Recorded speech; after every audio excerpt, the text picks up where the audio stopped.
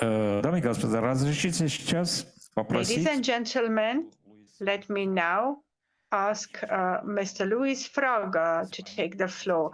Luis Fraga is the ex-member of the Spanish Parliament for 21 years, Vice President of the Latin American Committee of Spain for 12 years, the President of the WCO, World Stability Observatory Organization from Spain. His presentation is entitled, very briefly, Situation in Ukraine. The floor is yours, please.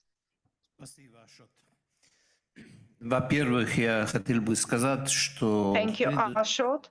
First of all, I would like to say that this participation in the symposium in Bratislava is a great honor for me.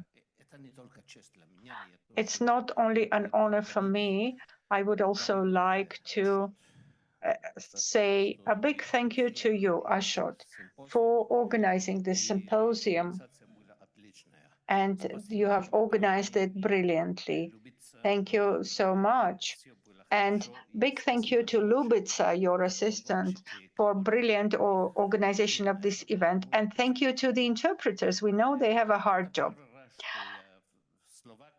This is my first time in Slovakia, my first visit to Bratislava, and I liked the city very much. Yesterday, I was walking in Bratislava, and it feels like a Central European city.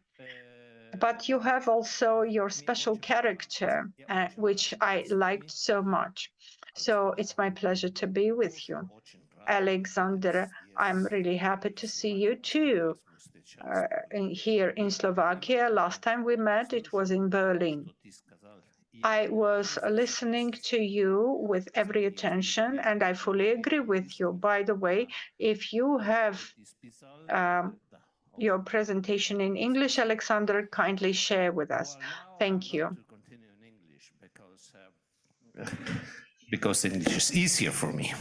And my intention was to tell you the 10 theses on Ukraine I have in mind. But the speech of Lubos has changed everything. So I'm going to change everything. Now, the first thing I would like to say is my perspective. And which is my perspective? And truth is a matter of perspective. As a classic philosopher said. And my perspective is perspective for Spain. For us in Spain, the danger never came from the east.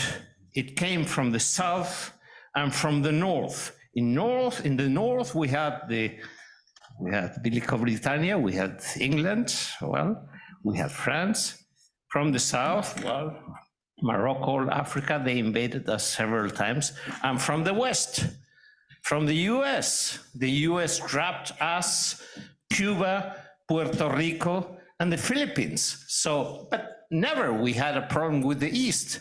So our perspective, and the truth is a matter of perspective, is not the perspective from the Baltic countries.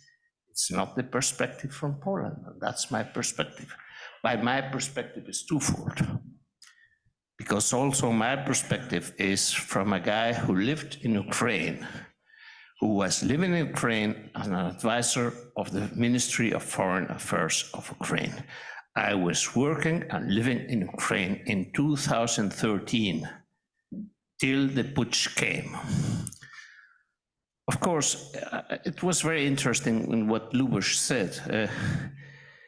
Everyone is trying to impose one perspective to others, but the real perspective is a perspective from all the sides. And this perspective is only known by God. Only God knows the perspective and the real truth. And we are not gods. That said, and again, I'm going to change everything I wanted to say, because I have 10 theses. I have also 10 minutes now, maybe 12. And I come again to what Lubos said. I really very much enjoyed this conference, this symposium. Thank you, Alexander, for what you said. I also I went out to congratulate Lubos for his words. He's from the left, I'm from the right, but I totally agree with him, 100%. And a very important point he stressed, he said it 3 times, that while the West is going to say, well, our perspective is the truth, and you guys, you don't know anything. No, there are many perspectives on the issue. So what he said, I have 10 theses. And I will start with thesis number 8. And thesis number 8 is that Russia is prepared for a long war. You can like it or not. You can understand it or not, but that's the way it is. And they will fight a long war, and they will win it, by the way. They will sooner or later take Kharkov, Odessa, which is a Russian city. Well, I said Russian city? No, it's a Spanish city, because the founder of Odessa is José de Rivas, and the main city in Odessa is the Rivasovskaya.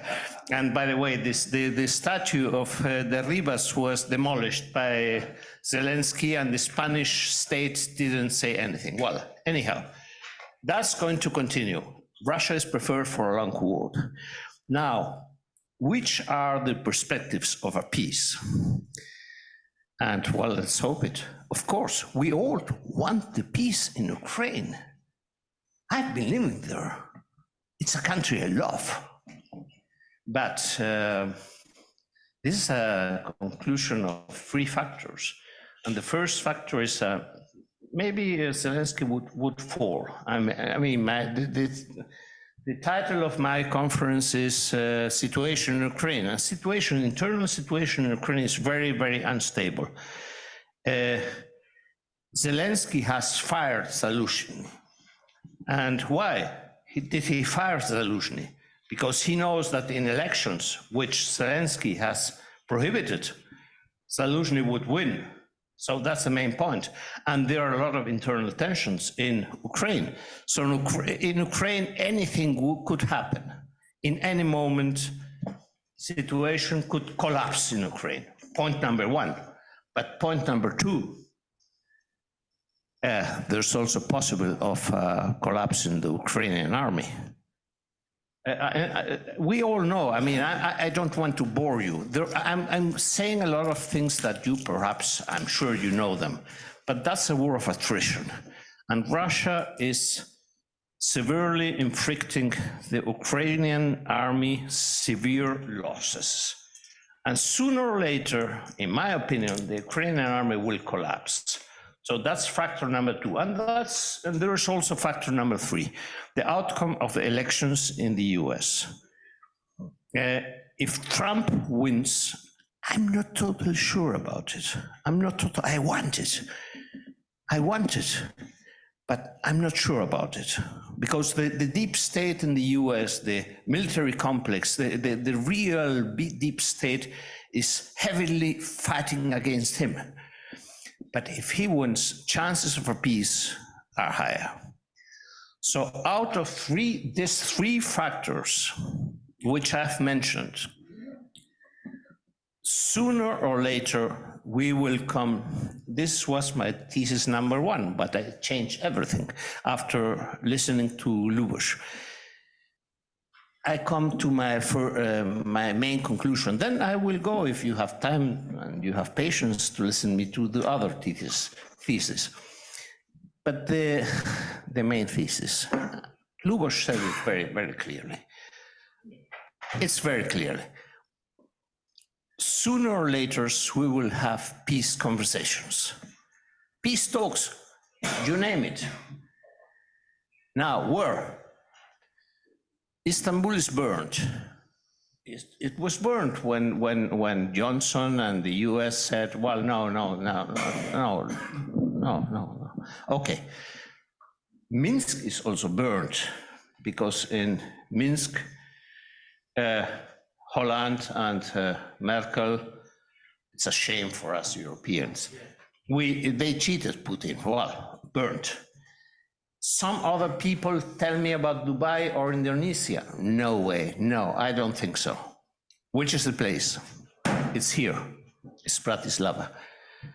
And you guys, and that's what Lubos also said, and you guys, a shot, but a lot of people here, you will have a great deal of work, but it's worth the work you'll have. So this was and that's, by the way, why I'm here. I'm here because this is my message and my conviction and what I think. And I've been thinking on that a long time. So that's my conclusion. It should be kind of Helsinki 2, but it's not going to be Helsinki 2, it's going to be Bratislava 1. Okay. That's my opinion. I might be wrong or not, but that's my opinion. And I spoke on that with many people in Spain, especially with our former ambassador to Bratislava, Felix Valdez. I spoke about him, Lubos also knows him, and he thinks the same as I mean, it's all logics. It's all logics. It's not something I thought this morning, oh, well, when I had the breakfast. No, I've been thinking that a long time. So that's my thesis number 9 and number 10. And should I now start from the very beginning? But I'm not an academic. I'm not a professor of university. And my thesis number 1, again, from a perspective from someone who was living in Ukraine. Where did I learn Russian? I learned Russian in Ukraine, not in Moscow. And my thesis number 1 is,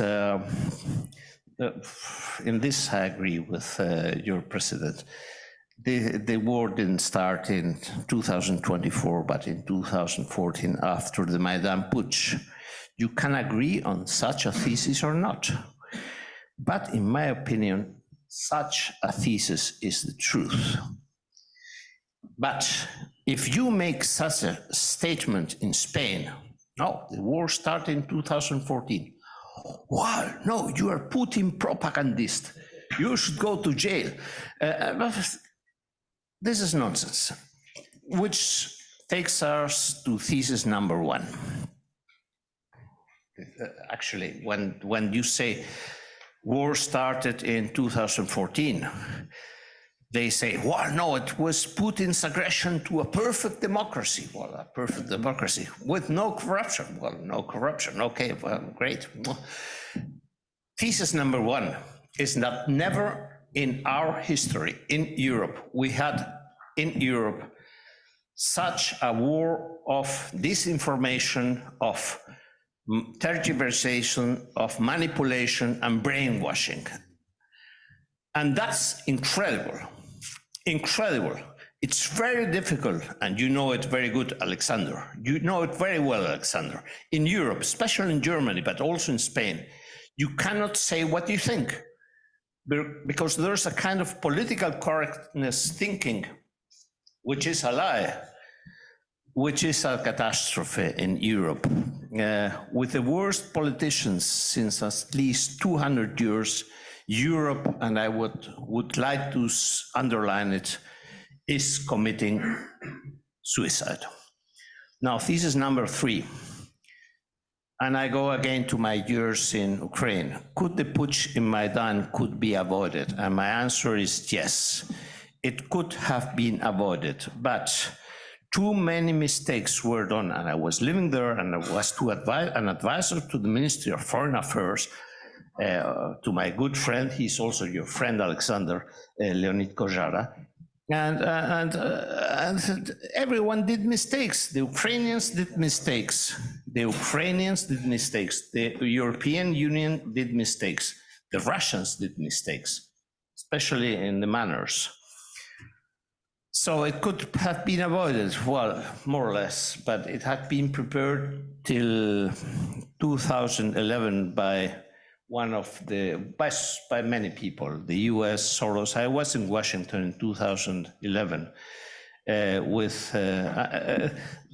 Soros organized a dinner between me and Poroshenko in 2011 in Washington, not in Kiev, in Washington.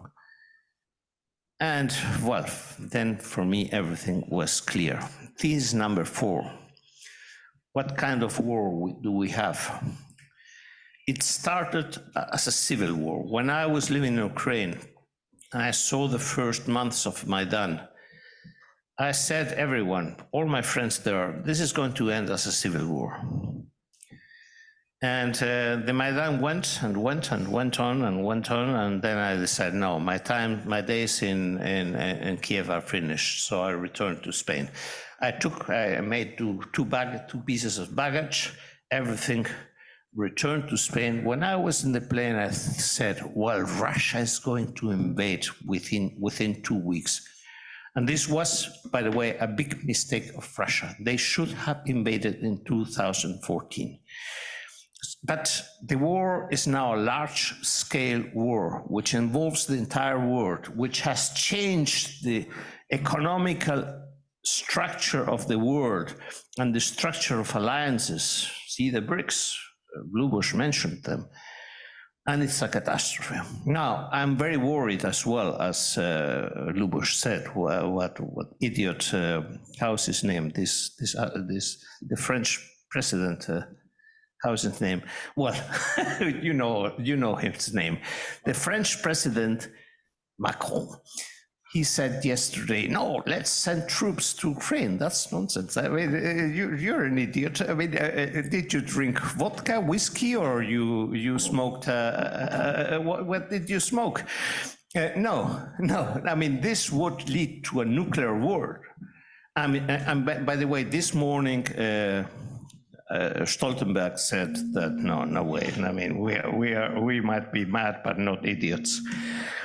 So I continue. Could the war, this is number 5, could have been avoided?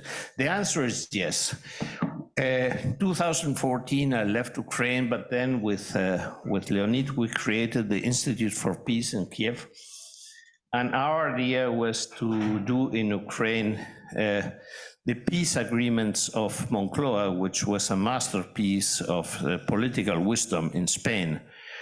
In 77, we did it, and that's the reason they needed a Spaniard in Ukraine. But this was our idea. If the civil war in Donbass is finished, the only condition for that is that there's an agreement between all Ukrainian political forces. But of course, Zelensky didn't want it, Poroshenko didn't want it, Firtash didn't want it. This asshole Kolomoisky, oh, excuse me for the word, Kolomoisky, a criminal, yes,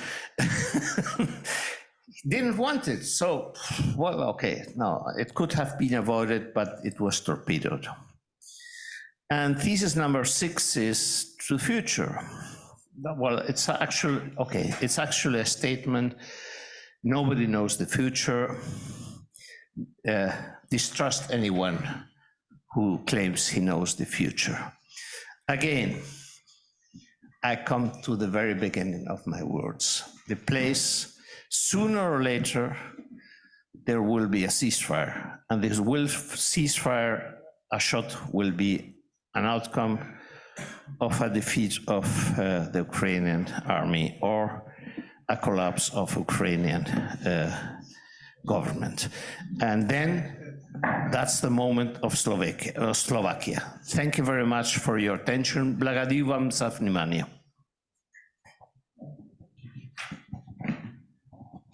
Спасибо огромное.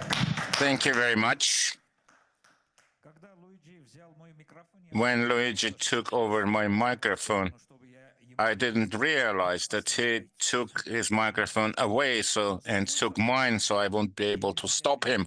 But it was a genius speech. And we will not only remember, but also cite your presentation for a long time. And I would like to add to what you have said at the beginning, that Bratislava 1 would be the solution. You're absolutely right. Our theory is that Bratislava should become a place of peace. Bratislava should bring together all the Slavic people of Europe and play an important role, a key role in the Central Europe that will bridge Europe with Russia. Russia is part of Europe. Europe cannot exist without Russia. Karina, please. Just a brief question. It was very important for me to hear what you have said. Now a question, probably an unusual question. And question is not only to you. We may talk a lot about post-factum situation. Whatever you have presented is your post-factum narrative, or even ante-factum. What can we offer at this platform? We all dream about Bratislava, but we have to offer something. I'm not a master of Latin, ante-factum. Are we able to suggest a paradigm? So there is an inertia, and these are probably female emotions that I speak with, but nevertheless, what we can offer. I like emotions, but at this point, we have to actually use our reason because the situation is very dangerous. Whatever President Macron has said is not emotion. It is psychological problem of Macron, as well as French people, the Grande Armée of France, which decided to destroy Moscow and capture it. This is in the same line. Stoltenberg actually answered with reason, not with emotions, this morning. That's point number one. Secondly is a question that I would like to address to all of you. It's a question that I have no answer to. I just thought about that. I have no answer, but this is the most important question. What would be the place of Russia in the world now? Russians love Europe.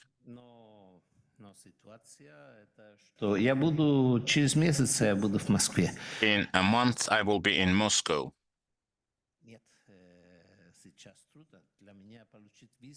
It is very difficult. It was very difficult for me to get a visa, but the situation has changed. No, I don't think that the place of Russia in the world would be a junior to China, but this is a question that I have. Thank you very much. Now we move on. And I have a pleasure of giving the floor to our guest from the UK, the very Reverend Episcopos Professor Dr. Patrick Sukteo, professor at the University of Pretoria and executive director of the Oxford Centre for Religion and Public Life from the UK. Before I will introduce the topic of his presentation, I would like to mention that today I learned that he has the Order of Grigor Lusavoric, Gregory the Illuminator, which is one of the highest regalia in Armenia. And he also has another decoration from Nagorno-Karabakh. And if I read the topic, there would be a lot of emotions from the Armenians. Artsakh, Nagorno-Karabakh, deportations of Armenians, and the second genocide within 100 years. The floor is yours. I'd like to begin by thanking Dr.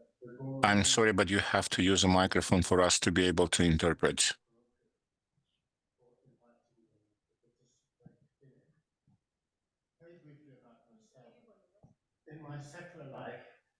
I have been involved in 4 wars. I was cultural advisor to the British and to NATO forces in Iraq and Afghanistan. Secondly, I was a NATO consultant analyst on Libya. Thirdly, I was the advisor to Kofi Annan on Syria. And then finally, my field includes that of terrorism, counterterrorism, and cultural warfare, which I've taught in a number of military institutions across Europe and the US. Currently, I'm chairman of the Westminster Institute, which is a security think tank in Washington, and where we have tried to put a different narrative on the Russian-Ukraine war, basically arguing that NATO and the US in particular has got it wrong, and there is much right in fact, the Russian perspective. So roughly, that is something about myself. In terms of the subject, on the 19th of September 2023, Azerbaijan launched a devastating attack on Nagorno-Karabakh, a small enclave inhabited by ethnic Armenians, whose forebears had lived there for at least 2,200 years. After 24 hours, Azerbaijan had gained control of the whole territory, pushing almost the entire population of 120,000 people to leave their homes and move to Armenia. In scarcely more than a week, they were gone and probably will never be able to return. Perhaps this could be considered a textbook example of ethnic cleansing. The United Nations define ethnic cleansing as a powerful policy designed by one ethnic or religious group to remove by violent and terror-inspiring means the civilian population of another ethnic or religious group for certain geographic areas. David J. Sheffer, who served as the United States' first ambassador at large for war crimes issues, has commented, while ethnic cleansing is not defined as a matter of criminal law, its attributes appears in the crime against humanity of persecution and as predates for acts of genocide. The last stage of this ethnic cleansing occurred at lightning speed, but it built on a series of events covering more than a century. It was the third of 3 wars interspersed with many skirmishes fought between Azerbaijan and Armenia since both countries emerged from the collapse of the Soviet Union in 1991. The 91-94 war achieved a de facto independence for Nagorno-Karabakh, albeit the enclave continued to rely heavily on Armenia. The 44-day war in the autumn of 2020 resulted in Azerbaijan regaining control of large parts of Nagorno-Karabakh's territory. In winning this victory, Azerbaijan was supported by Turkey, which provided the Bayraktar drones that decimated the Armenian military, Israel, which provided cyber information technology that neutralized the Armenian command and control centers, and by Islamist terrorists deployed from Syria and Libya. The Armenians suffered immense losses of both lives and materials. After this war, Russian peacekeepers were deployed to protect the Lachin corridor, the aim being to ensure that this vital mountain pass connecting Nagorno-Karabakh with Armenia remained open.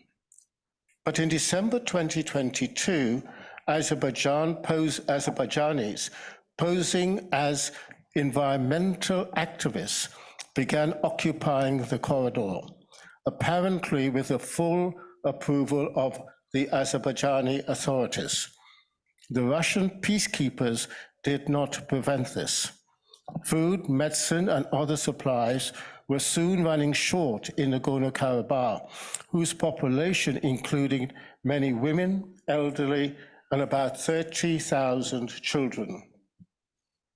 Armenia appealed to the International Court of Justice, ICJ, which on the 22nd of February 2023 ordered by 13 votes to 2 that, and I quote, "The Republic of Azerbaijan shall, pending the full decision in the case and in accordance with its obligations under the International Convention of the Elimination of all forms of racial discrimination, take all measures at its disposal to ensure unimpeded movement of persons, vehicles, and cargo along the Latin corridor in both directions." However, nothing changed. Indeed, the blockade was later tightened so that even the Red Cross convoys could not pass. International voices, including former ICC Chief Prosecutor Luis Ocampo, forgive me, you'll have to forgive my Spanish at this point, began to warn of an imminent genocide by starvation. But before many people had died, Azerbaijan brought the 9-month blockade to an end by launching their massive military attack on the 19th of September using Israeli weaponry, yet again breaking the ceasefire that had been brokered by Russia on the 9th of November 2020. The ICJ's order is not the only international ruling or principle to have been ignored concerning Nagorno-Karabakh. Condemnation from the West had no impact on Azerbaijan's behavior after this event. Indeed, the European Union seemed to go out of its way to affirm friendship with Azerbaijan, a key provider of energy to Europe. When the enclave of Kosovo, mainly Albanian Muslims, was in conflict with the mainly Christian Serbia, the international community invoked the R2P, that is the responsibility to protect principle, which was later adopted by consensus by the UN General Assembly in 2005. According to R2P, states have the responsibility to protect their own populations from genocide, crimes against humanity, ethnic cleansing, and war crimes. But if a government fails in this duty, then the UN Security Council can step in to ensure protection of a civilian population. Why did the international community apply this principle on behalf of Kosovo and not on behalf of Nagorno-Karabakh? It seems that ignoring the plight of Armenians has been the habit of the world for the last century or more. Between 1993 and 1923, some 1.5 million Armenians in the Ottoman Empire were killed in a genocide aimed at exterminating the Christian minorities within the empire. Although horrified journalists and even diplomats, including the American ambassador Henry Montanaro, were sending back reports and photos in Europe, especially in the most dreadful year of 1915, Western politicians did little to intervene. Interestingly, it was in 1923, as the Armenian genocide wound down, that the Soviet authorities assigned Nagorno-Karabakh, overwhelmingly populated by Armenians, to be a part of the autonomous oblast of the Azerbaijan Soviet Socialist Republic, thus creating the conditions for future tensions and violence. Now, a century later, a new genocide is occurring. It is a psychological and cultural genocide in which Armenians are being dehumanized by the destruction of their history, identity, and land. Nagorno-Karabakh is full of ancient sites of great holiness and importance to Armenians. They are being systematically eliminated by Azerbaijan. In some cases, buildings are knocked down and the stones removed, so it appears that nothing has ever stood there. Others are converted for non-Christian uses. In still other cases, Azerbaijan writes a new history for the buildings or cross stones, saying that the Armenian inscriptions are forgeries, added to the original work of a vanished tribe of, quote, Caucasian Albanians. On the 7th of December 2021, the ICJ ordered that Azerbaijan must, and I quote, take all necessary measures to prevent and punish acts of vandalism and desecration affecting Armenian cultural heritage, including but not limited to churches and other places of worship, monuments, landmarks, cemeteries, and artifacts. But nothing seems to have changed. Azerbaijan has a history of skilled psyops. That's a term which is a military abbreviation for psychological operations. They know the importance of controlling the narrative. By bulldozers and by a massive media campaign, they are destroying the culture and soul of the Armenian people. They are ethnically cleansing not only the land, but also the historical record. Is it their aim to persuade the world that Armenians, who became the first Christian nation in 301, never existed? May I just conclude with one thought? And really, it relates to another place, this time in Europe, Kosovo. I mentioned it earlier. There is a Christian minority, and the same argument is being used about this fictitious Albanian ancestry.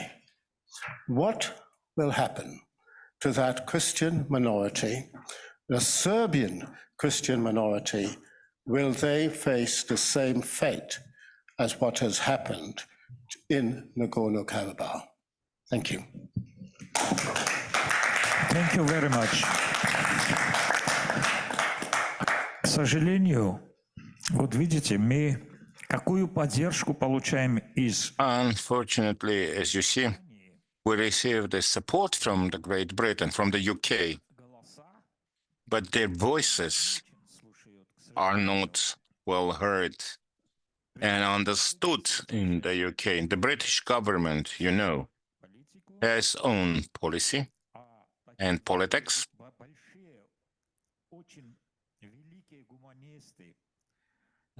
Great humanists like Lady Cox, right, Reverend Patrick, are not heard, and we hope that through our cooperation and collaboration we would be able to change something in the House of Lords, in the UK, or generally in the UK government. Once again, thank you very much, and may the good Lord grant you health and many years. Thank you.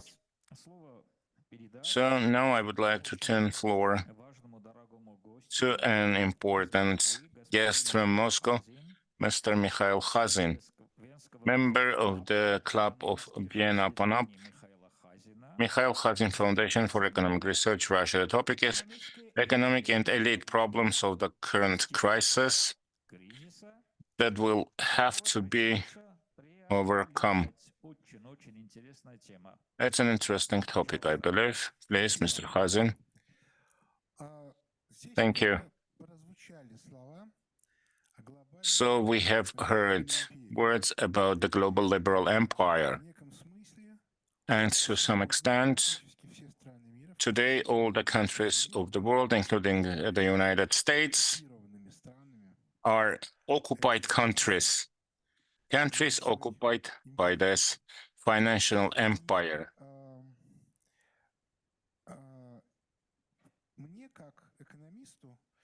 As an economist, I'm not dealing with politics. It is difficult for me to comment politics, but I would like to talk about the economy.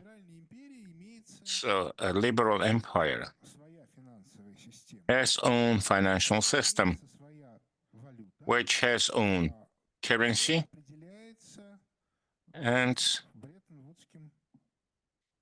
it is Bretton Woods Agreement of 1944 and further developments thereof. However, the uniqueness of this moment is as follows. The US dollar, which is the main currency according to those agreements, is also the national currency of the United States of America. So several times there were some attempts to separate them, the last one being in 2011.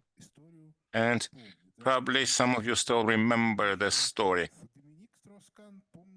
Dominique Strauss-Kahn, I believe, remembers the story well. So now let's look at this dollar as the currency of the USA.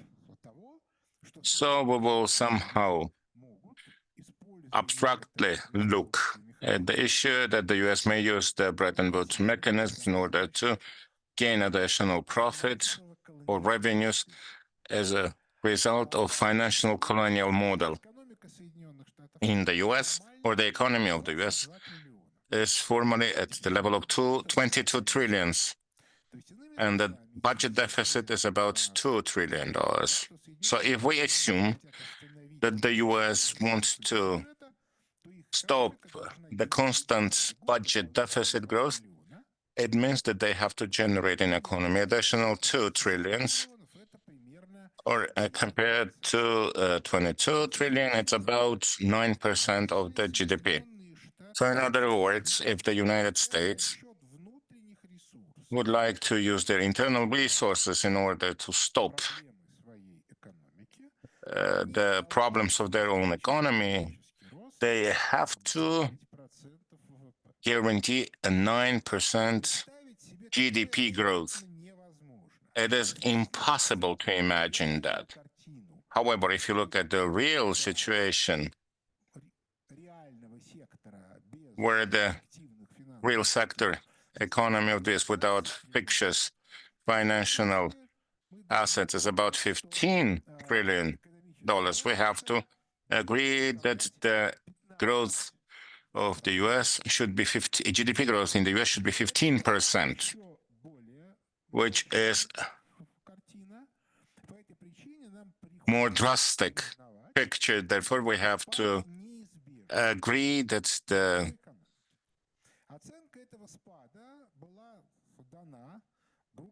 decrease of the global economy is absolutely real. So the Russian economists had made a prediction.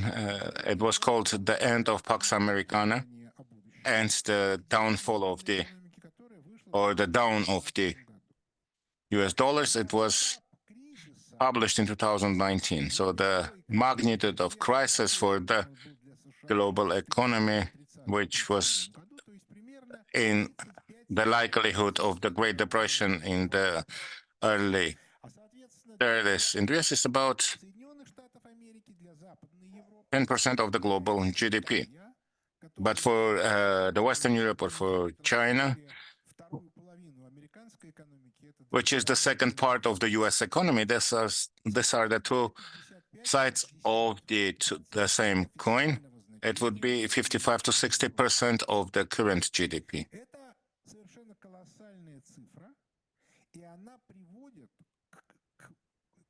So this is an official number, which leads to some unexpected results.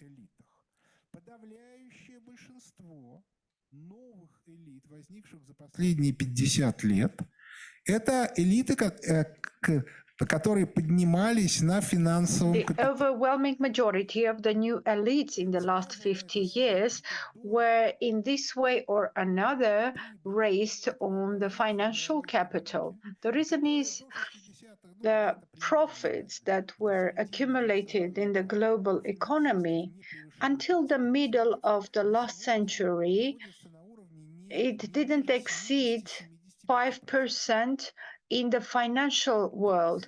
And today, in the financial world, the accumulation of capitals reaches 70-75% at least. After the crisis, this rate will drop. And this means that the number of well-off people in the financial sector will go down by 25 times at least. This is a drastic change of the global elite that bears an absolutely objective nature. The finances will have significant problems, but as a consequence, the global public institutes, and today it has been said many times that they are not objective, but the reason is these institutes are funded at the expense of financial revenues of the financial markets. Let's just remember the institutes of Soros.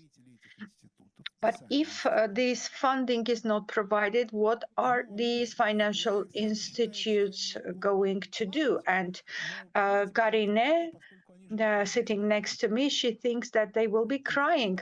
Well, crying is not enough. They also would like to eat, and they will be fighting for their place under the sun. How is this going to happen? I don't know, because let me remind you again that I'm not a political expert, but I can just imagine how this is going to happen. Let's now go back to the economic realm. There are two crucial problems that we will have to solve. The first one is the infrastructure. Any infrastructure elements, both the simple utilities like water supply, sewage, electricity, they all have a cost. And for functioning, they need to collect the revenues that allow them to maintain their costs. If consumers if consumers have a rapid decline of their income, then we will see the falling dynamics in the entire infrastructure. There are typical examples that we observe today. These are, for example, the trains that go off the rails in the United States. This happens not because someone is attacking them, but because in the last few years, nobody was doing maintenance because of the shortage of funding. Another example that had a rather positive outcome is what happened to the airline companies after 9/11, when for a couple of years after 9/11, they all started bearing losses. If the picture in the world wouldn't change, nobody knows what would the end of the airline companies be. And now just imagine that all the infrastructure companies globally are finding themselves in this situation. You wanted to ask me a question, please?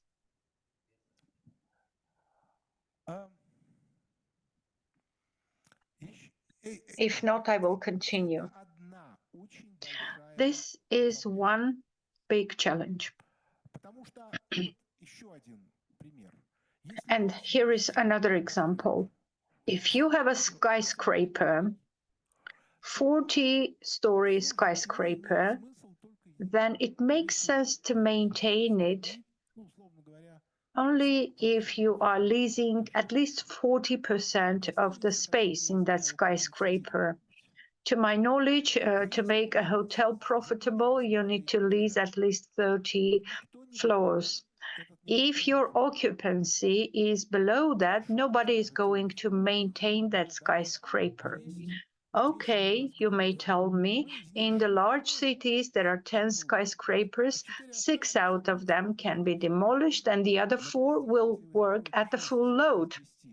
But I'm sorry, if you shut down 6 out of 10 skyscrapers, you will have a rapid reduction of electricity, water, and sewage system consumption. Who is going to fund them?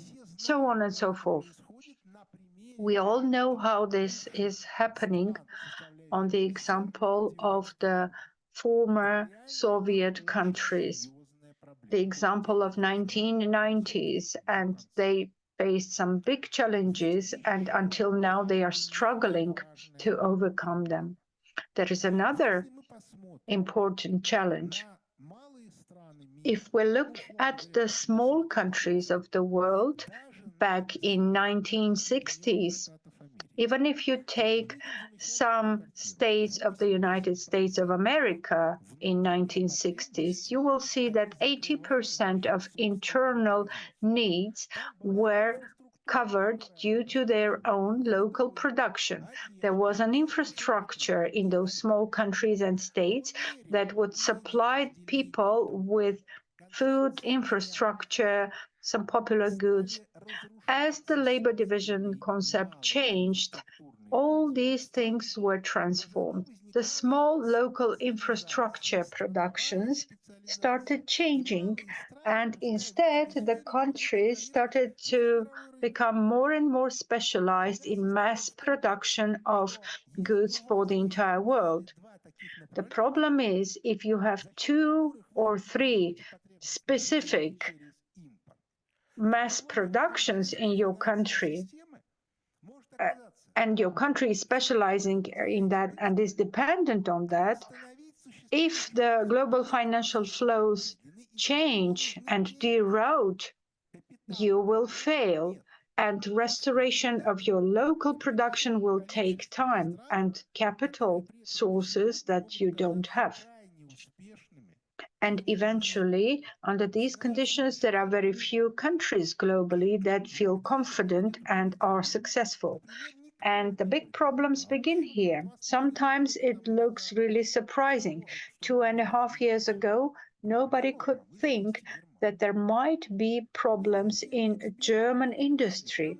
There were some distinct experts who said that German industry has low profitability, high profitability only because it gets cheap fuel from Russia. But today we see the result. And let me tell you that this situation is just starting to propagate. We may speak a lot and say that this is the evil intention of the United States because they want to localize this production in their country. I am not going to even reflect on whether it is possible to bring the German production to the United States.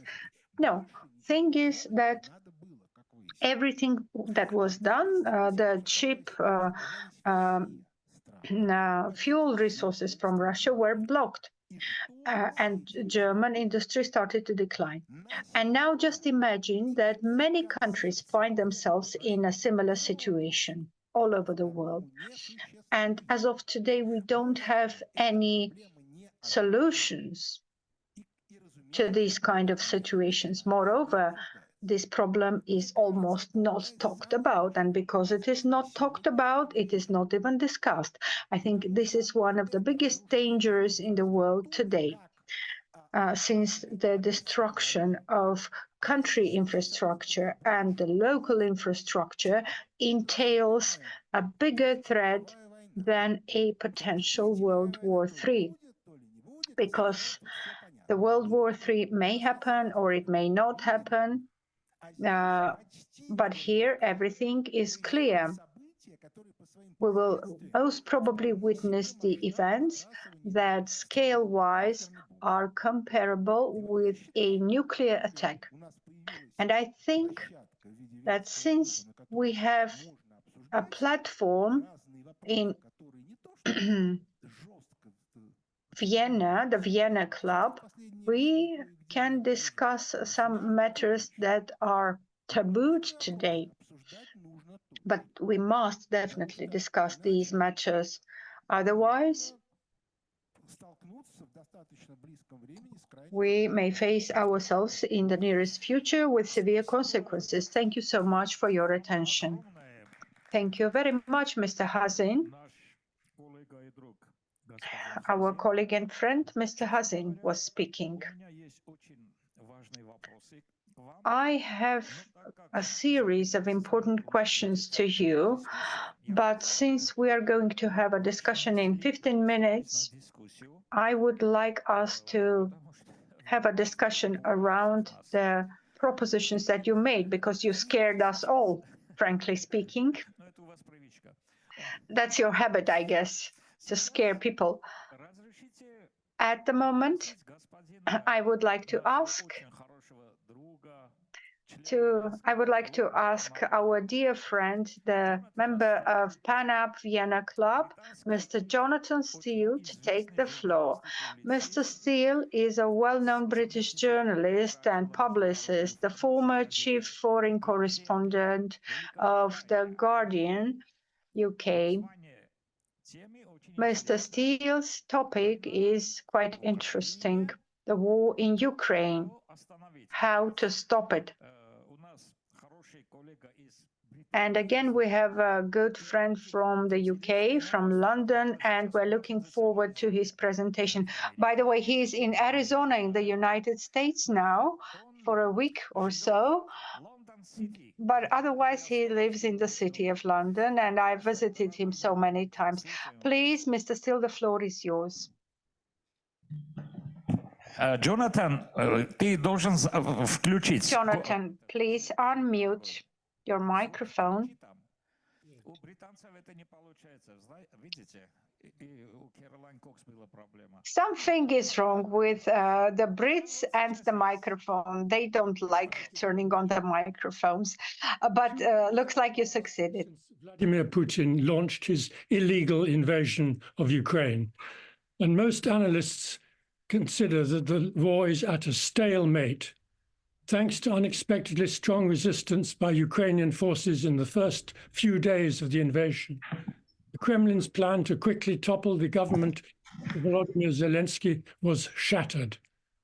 On the NATO side, the hope that with Western military aid and the Ukrainians themselves could not only block the Russians' advance, but actually defeat them.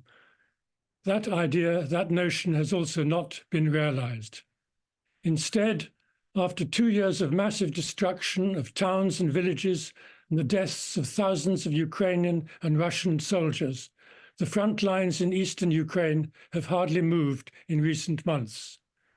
The Ukrainian army's retreat from the small town of Avdiivka 2 weeks ago was the first change of control for almost a year. But the town is in ruins, and Russia's capture of it brings little advantage. Both sides are planning to launch major offensives in the spring this year, when the weather is more conducive for battle. But there is no real likelihood that these offensives will be any more successful than they were last year. Rather than waste more lives on fighting an unwinnable war, why don't the sides agree on a ceasefire and negotiations? The Zelensky government refuses to consider a ceasefire and sharply criticizes any of its own officials who suggest it. Zelensky does not even accept that the war has reached a stalemate. When General Valery Zaluzhny, Ukraine's senior military commander, used the word stalemate in November last year to describe the state of the war, he aroused Zelensky's anger. In February, he was sacked. Zelensky was aware that Ukraine doesn't have the manpower to defeat the Russians. Ukraine hides the statistics on its military casualties, but US intelligence officials estimate that there have been at least 70,000 deaths of Ukrainian troops. And just yesterday, Zelensky himself said the figure was 31,000, but it hardly covers those who are missing, and his figure cannot be accepted as sufficient. Thousands of young men have defied conscription, have hidden themselves, and have fled the country. And the average age of the soldiers in Ukrainians' armed forces is 43. Astonishing. 43 is the average age of what is meant to be an efficient army. Ukraine is urging the US and European governments to supply it with more weaponry and more ammunition. But the only way it can find enough soldiers to use this weaponry, if it comes through, is through a new round of mobilization. And this will be highly unpopular. The Ukrainian media paint a picture of the Ukrainian people as having high morale and determination to defeat the Russian invaders. Most Western media follow this optimistic narrative. It's true that the Ukrainians did do unexpectedly well in resisting Russia's forces at the beginning and in defending Kiev and Kharkiv in the first weeks of Putin's illegal war. But fatigue has now crept in. Millions of Ukrainians want a ceasefire. The Kiev International Institute of Sociology has been surveying public opinion in Ukraine since the start of the war. In May 2022, it found that 59% of Ukrainians, 59%, wanted their government to engage in peace negotiations with Russia. Over the next few months, as Ukraine's political and military leadership talked of preparations for a big counteroffensive, which would be launched in 2023, the public's support for negotiations tailed off, decreased. It was down to 23% in January 2023. But the counteroffensive failed miserably.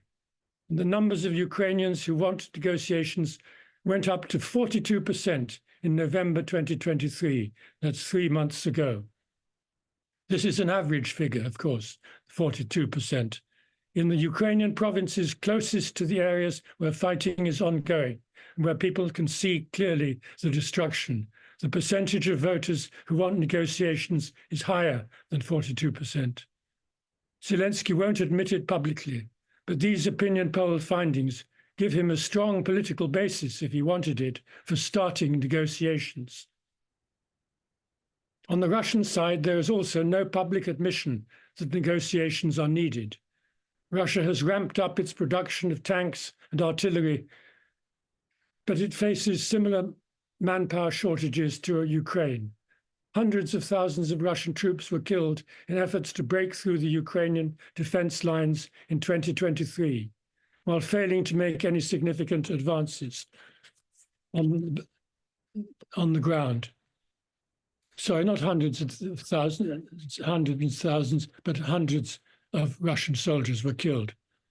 The capture of Avdiivka will raise Russian morale for a time, but the Russian High Command knows that the war is stalemated. If negotiations are to take place, the first requirement is to have a ceasefire. The front lines between the opposing armies needs to become an armistice line, like that there is in Cyprus or Korea. Those conflicts have been frozen for decades without any resolution of the two sides' political demands.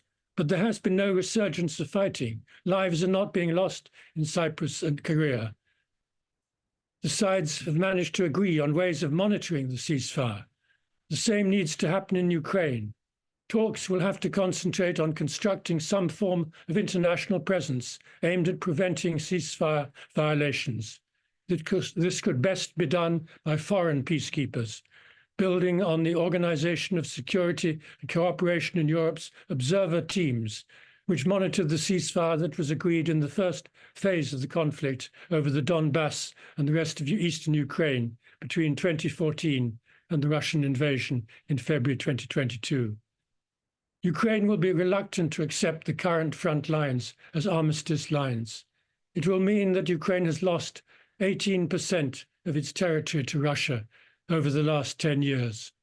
But Ukraine needs not be asked to cede a change of sovereignty over the lost territories.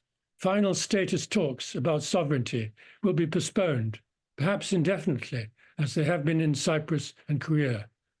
Much depends on the attitude of Ukraine's major allies. Their public position in the European states and the United States continues to reject political negotiations. They stand by their hopes of a Ukrainian victory. In the last few weeks, Britain, France, and Germany have each signed commitments with Ukraine to ramp up their military aid over the next few years. Privately, the commitments are not as strong as they seem on the surface. Ukraine's allies have scaled back their optimism, and they now see the priority task as one of preventing a Ukrainian defeat. No longer do they expect a Ukrainian victory. Ukraine's Western allies need to start pressing Zelensky to consider a ceasefire. It will take time to convince him, but the work should start now. In Russia, a change of course will also take time. Putin will not take any steps until November this year, when it will become clear whether Trump is going to be back in power in the White House. But it's easier for the Kremlin to accept a ceasefire than it is for the Ukrainians. If an armistice were to take hold, the Kremlin would be able to celebrate a victory of a kind. Putin will not have toppled the government in Kiev. Its government will still be there, as unfortunately it has survived much better than anybody expected. But Putin will have created a land bridge between Russia and Crimea and taken control of the Sea of Azov. How could negotiations start? In the first weeks after the invasion was launched, Turkey played a mediating role. It had good contacts with Zelensky and Putin. Israeli officials also got involved in the early stages, but neither of these initiatives was successful. A change of format is needed. The time has come for the United Nations to be involved. Antonio Guterres, the Secretary General, should use his good offices, as the UN jargon puts it, to travel to Moscow and Kiev and explore each side's positions. Secretary General does not require a UN Security Council resolution to intervene in this way. Guterres will have an uphill struggle to achieve a positive result. He will have to convince Ukraine and its Western backers that their goal of defeating Russia and liberating all Ukrainian territory is a fantasy. He will have to convince Putin that the Kremlin plan to topple Zelensky and have him replaced in Kiev by a pro-Russian leader is also a fantasy. Compromise is the watchword. It needs to come soon. Thank you.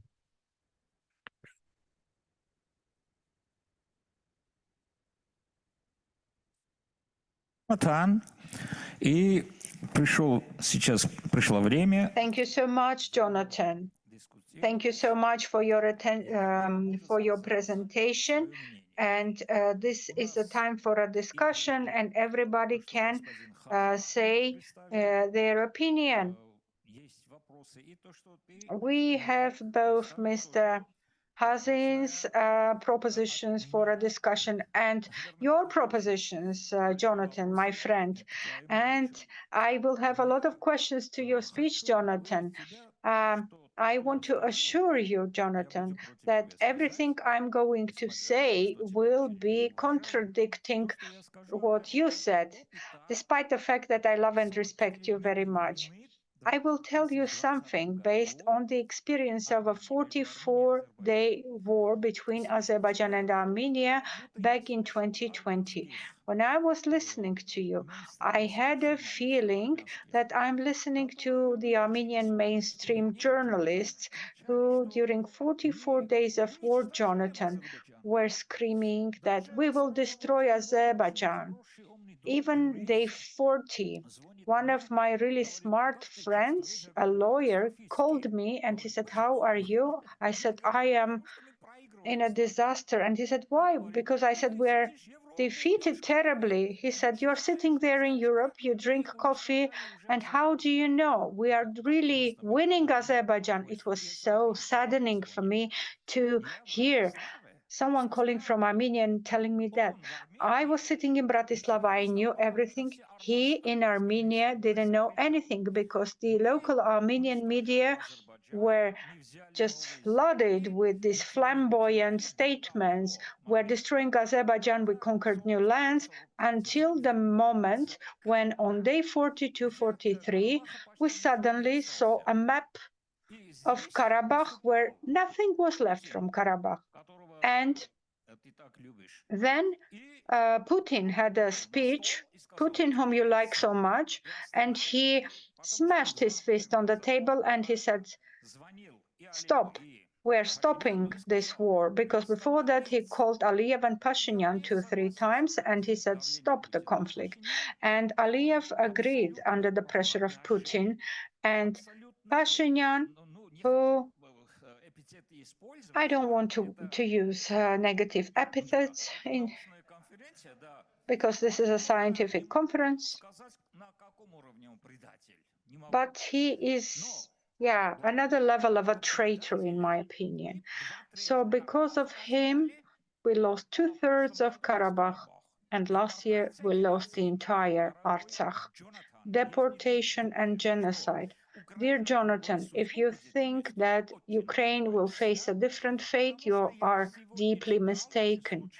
Because I read today very randomly. I can't say that these are 100% credible data, but this is the statement of the Russian Minister of Defense, Shoigu, who said that Ukrainians lost 440,000 soldiers. I can't say that this is true, but no doubt that Ukrainian losses were amounting to at least 300,000 victims. Because I can just, figure it out because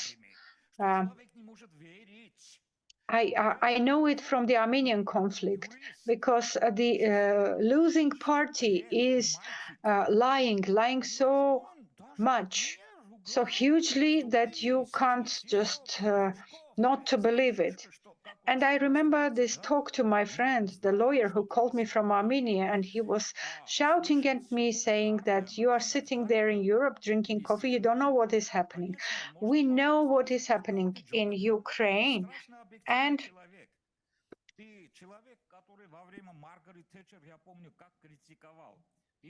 Jonathan, I remember you, a person who was very critical in Margaret Thatcher's times. You know very well who Boris Johnson is.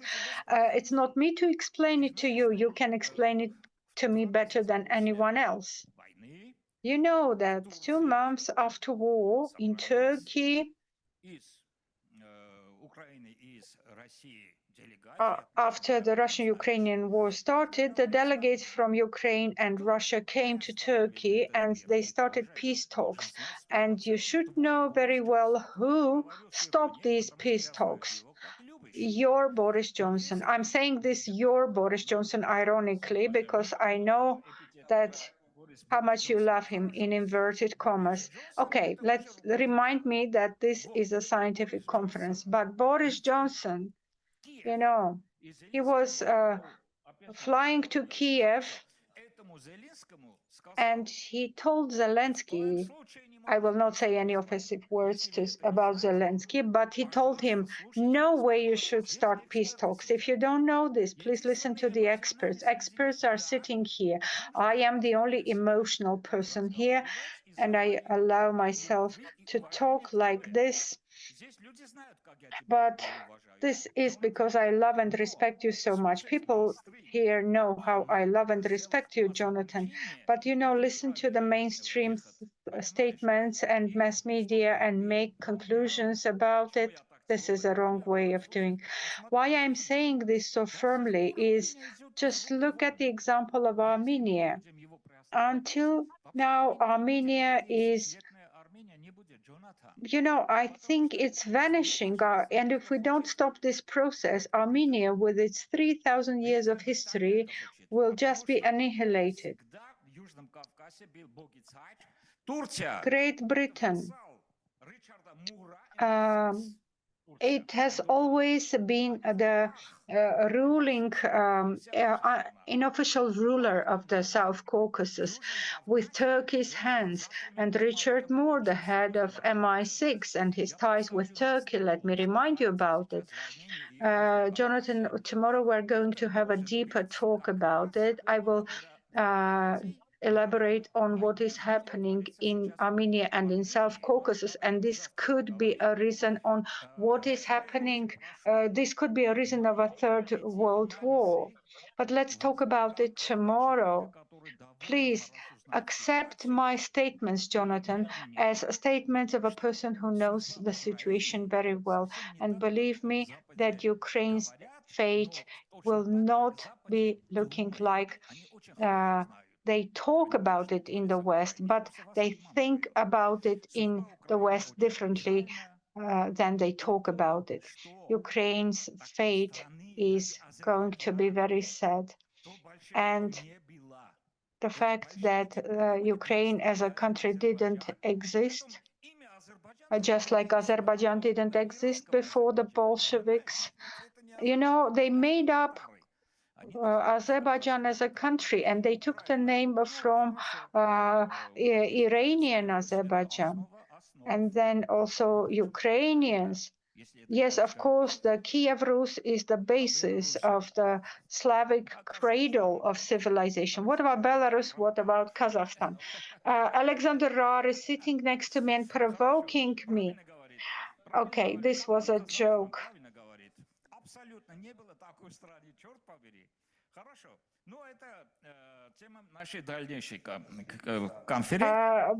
Okay, now as we go deep in jokes, let me say that we can, this can be a topic for further discussions. If you want to speak, please go ahead. Я, я... Хорошо. Джонатан, ты хочешь против меня что-то сказать? Jonathan, do you want to tell anything against me, please?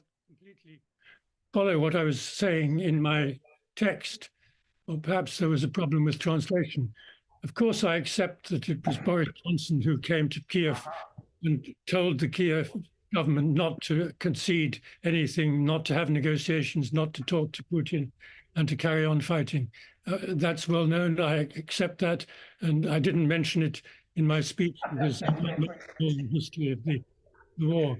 My whole point was to say that the Western governments have been urging Zelensky to carry on fighting, not to negotiate. For 2 years, they've been doing this. So I agree with you entirely that the West is to blame very much for the lack of negotiations.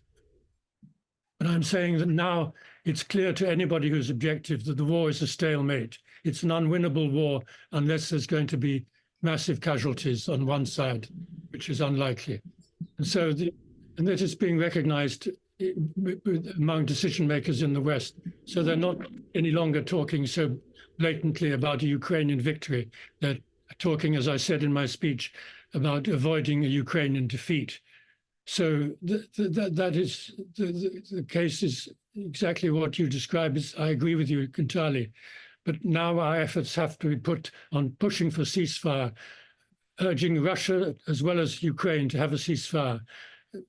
Putin has not come out clearly for negotiations for some time. It's important that Russia now comes out with that and changes the dialogue towards negotiations, ceasefire, armistice, control, lines of control, frozen conflict, rather than a conflict which could, as other speakers have said, hot up and become worse than it is now and lead to a third world war. Jonathan, вот... Jonathan, so I accept your point, your correction, I would say. I may agree with you that Putin is not, I would say, so inclined to peace as he was at the beginning. But keep in mind also that the situation now is such that unless they do de-Nazification, they eradicate Nazism in Ukraine, it won't be possible. Just to continue, we are talking with open faces and we have to maintain the expert spirit here. So let's stay away from the propaganda language and ideological statements. I am also on the side of everything good and against everything bad. And no one can actually show that in my biography there is something that is against humanity. But in order to have negotiations, the negotiation should be done by the subject. If we are trying to assess the status of current Ukrainian governments and the leadership that will actually hold those negotiations, we may have some questions. Russia could be the worst in the world, but Russia has the sovereignty, and it is actually the jure. Ukraine is probably a subject of international law, but not de facto. And de facto, the Ukrainian government is losing its ability and the status to hold negotiations. I believe those negotiations will be done by those who are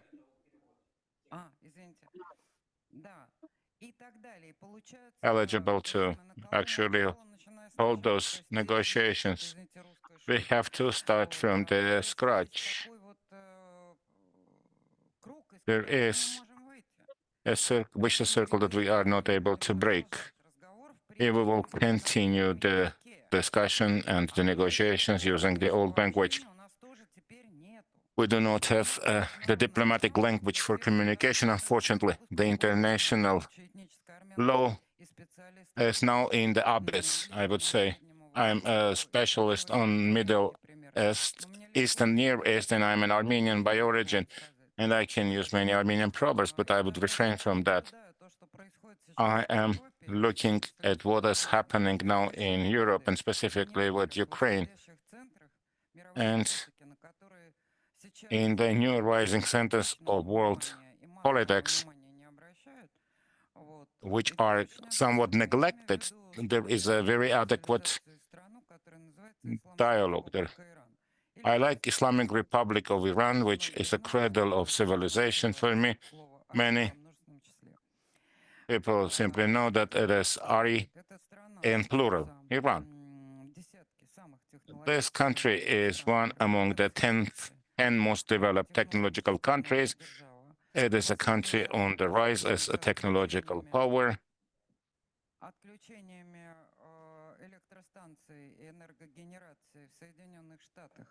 In the US, they have shut down some of the generating capacities. It was an attack by Iranian hackers. They are able to have cyber war.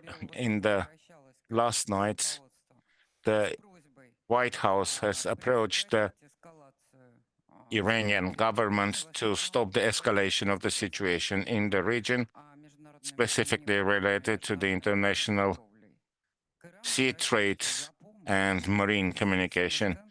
So now they're approaching Iran for the help from those centers, which are quite powerful. But in reality, the situation is changing, and you have to accept this new situation. You have to understand how to cooperate in this new realities. It's not about bad or good or who started this. When we were playing in the backyard when we were kids, we were always trying to find who was the first to start the skirmish. And this is the way some people are trying to present the situation now. But I see only one solution in the same Near East, because I have the microphone. I will simply say the following.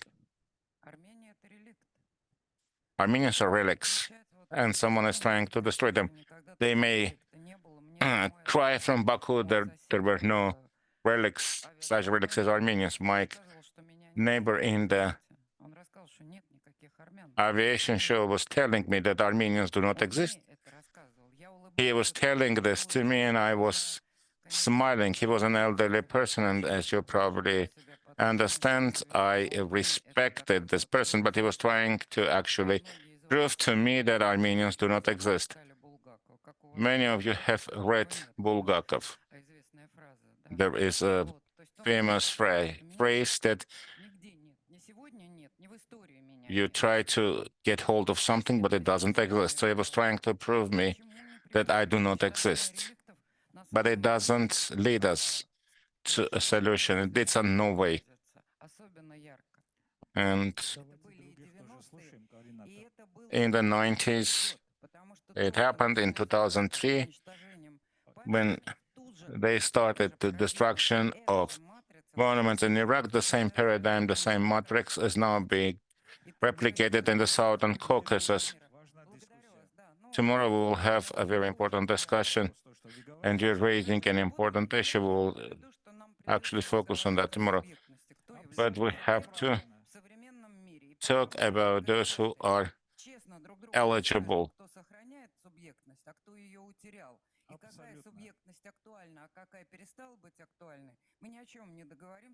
So unless we determine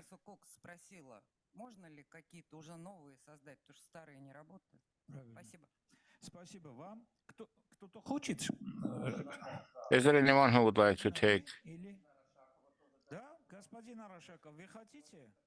floor? Mr. Arashakov, do you want to say something?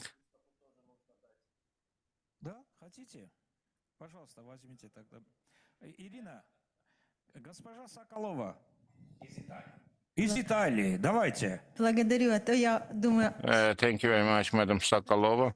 После историка мне So, еще сколько смелости набраться, чтобы выступить с моей речью. Я хотела провести параллель. I was trying to find courage to Значит, то, что происходит сейчас с Арменией, и то, что take the floor after a historian and then after other specialists. I would like to share with you what is happening in Moldova now. Moldova is a couple of steps ahead of Armenia, of course. And at this point, we have not addressed all the conflicts that we have had. The most recent one is the Transnistria, which is still remaining an island of conflict, but Moldova is getting closer to feudalism. So with the friends recently, we were trying to find from what time the Italians have stopped to call themselves Romans. So there were a lot of arguments on the table, but we were not able to find the breaking line. So starting from what time on they stopped being Romans and started to position themselves or identify themselves as Italians. There was a time of feuds in Italy. So at that time, during that governance, the nation disappears because they are saying the people of this group have no rights to be someone or may not have any status. The same is happening now with Armenia, and whatever is happening in Moldova is bringing nations close to this situation where this nation would be eradicated. Why I'm using Armenia and Moldova as points of comparison? Because we're a couple of steps ahead of you. So now they're saying that there is no Moldovan language, it's Romanian, and sooner or later they would try to assimilate us in Romania. Romania is an artificially created state after Moldova, and at the global level, different tools and instruments are being used.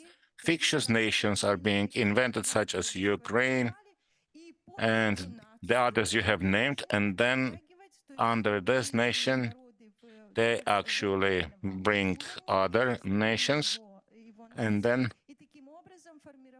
they simply assimilate old nations, ancient nations, in order to create a new one, new identity. Thank you very much. It was interesting explanation.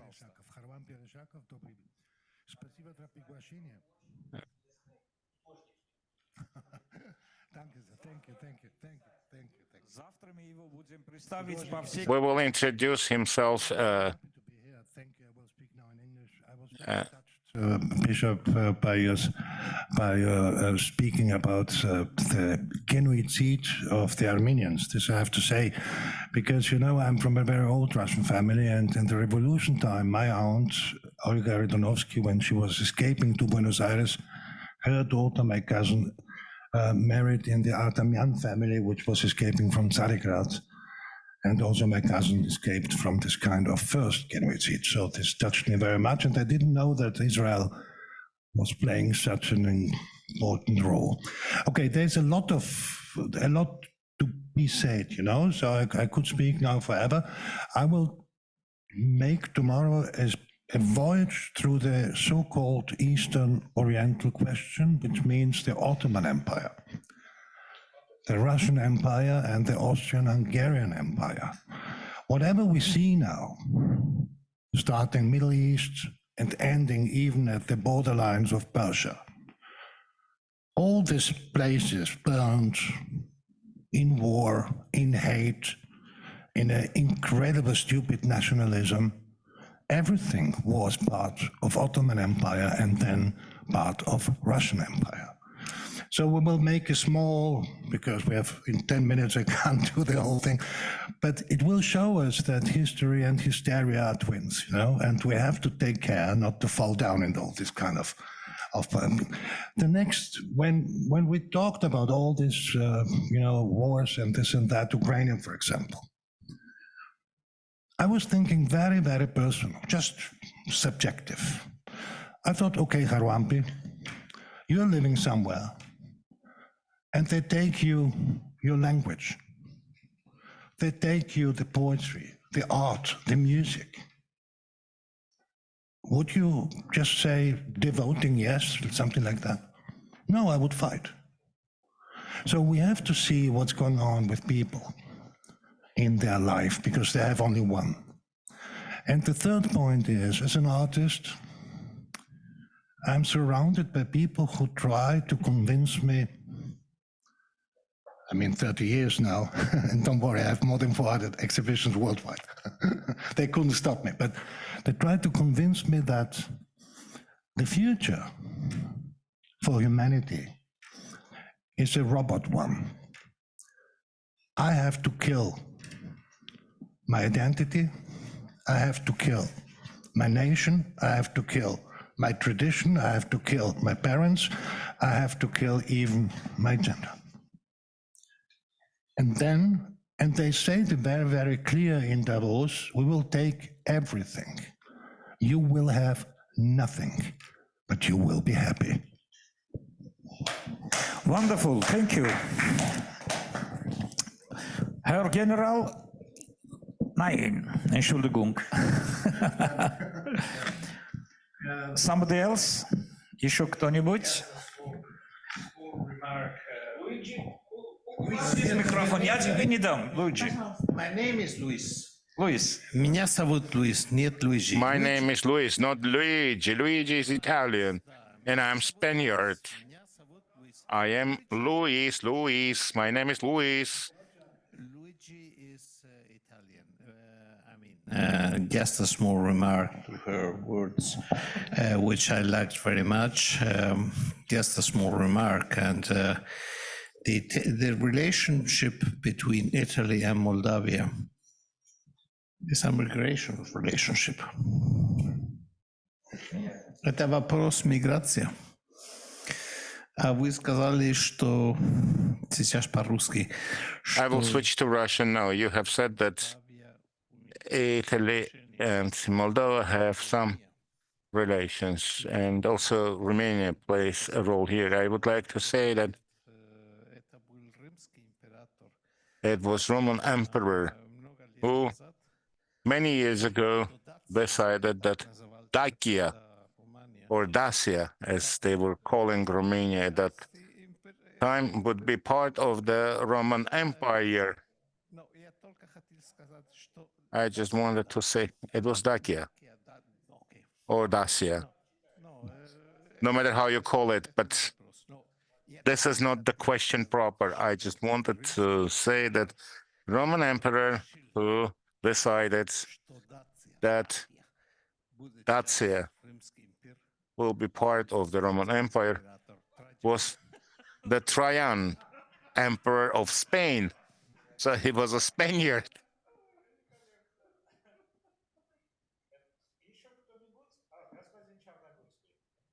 Mr. Chanagorski, please. But please use a microphone if possible. It's better to switch to English. For understanding in this room. I would like to return back the words to Slovakia and talk a little bit about position of Slovakia and geography and a little bit about history.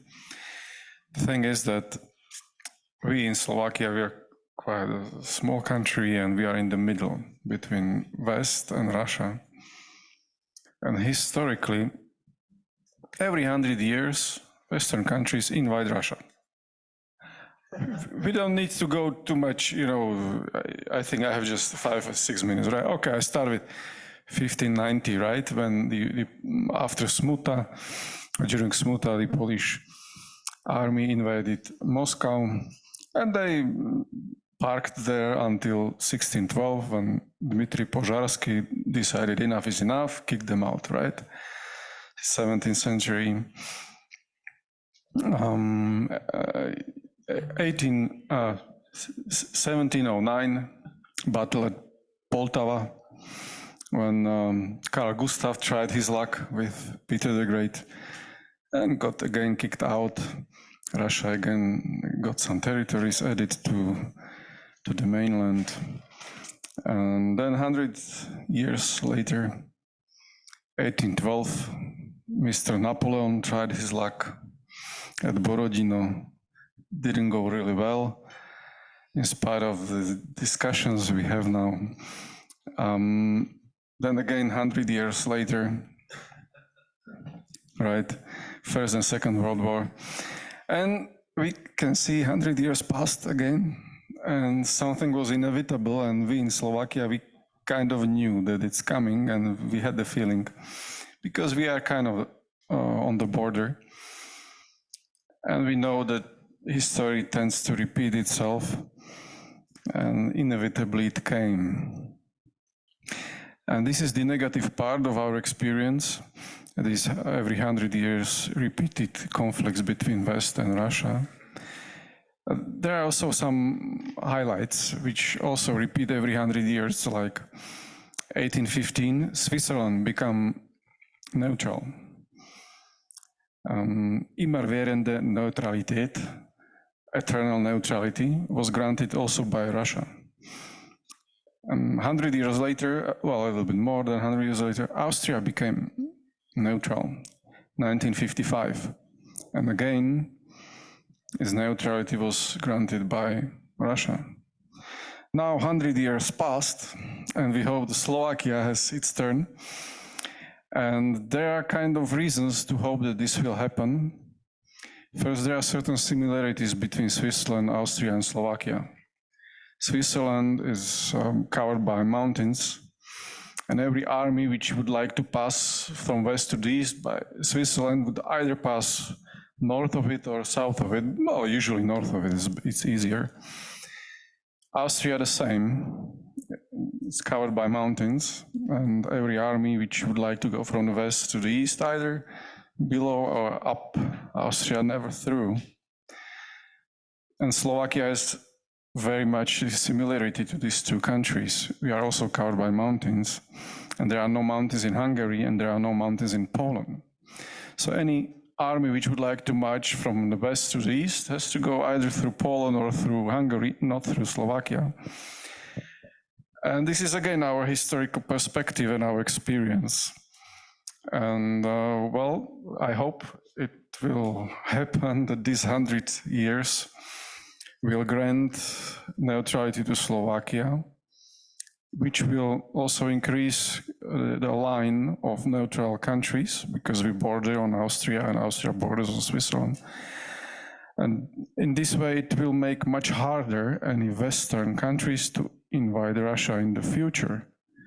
Because when the front line is divided by mountaineering countries like Switzerland, Austria, and Slovakia, and these countries become neutral, it would be logistically very hard to supply either from north or to south or from south to north any invasion if something goes wrong on either part. And well, inevitably, this idea or geographical perspective requires that Slovakia will again border on Russia, which will kind of make the neutral and mountaineering countries kind of guarantee that peace can sustain a little bit longer than 100 years. So let's see, this is kind of my small remark. Thank you very much. Thank you very much. It was very interesting. Еще кто-нибудь? Who else? Господин Хазин тоже поставил на стол такие. Mr. Khazin also put on the table such important questions, but Jonathan scared us all, actually. So we can continue the discussion over the dinner. You wanted to say something?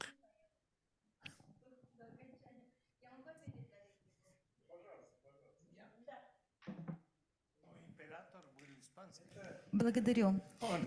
Thank you.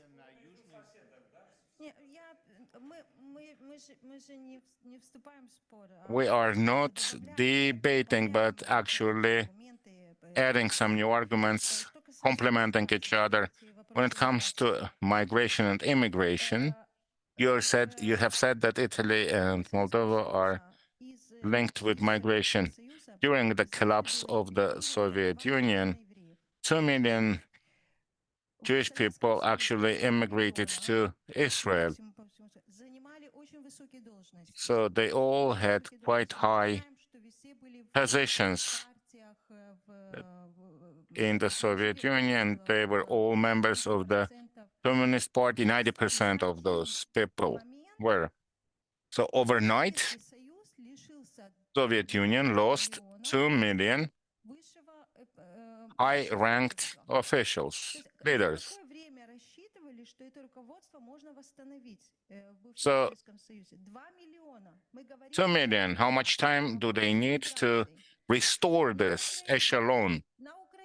So in Ukraine, at this point, who is left? What are the resources that they're left with? What kind of talks about the victory could be? They cannot theoretically even recover because the leadership of the country immigrated, brought the best human resources, the young, ambitious resources also left the country. Whatever we can offer is material that will prove that in Ukraine it is impossible to achieve victory, and let the scholars come around this table and prove us that it is still possible to have victory in Ukraine. I fully agree with you. I agree with you, with your points. So such a friendship between the neighbors is unusual, unbelievable, I would say. One question.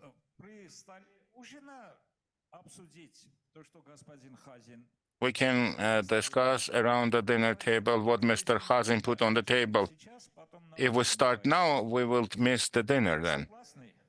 Do you agree that we go for dinner? So you can drink water and coffee, and then at 6:30 we will have dinner right here. I hope that it will be a nice dinner. We made some efforts to make it a pleasant one. So it would be here in the restaurant.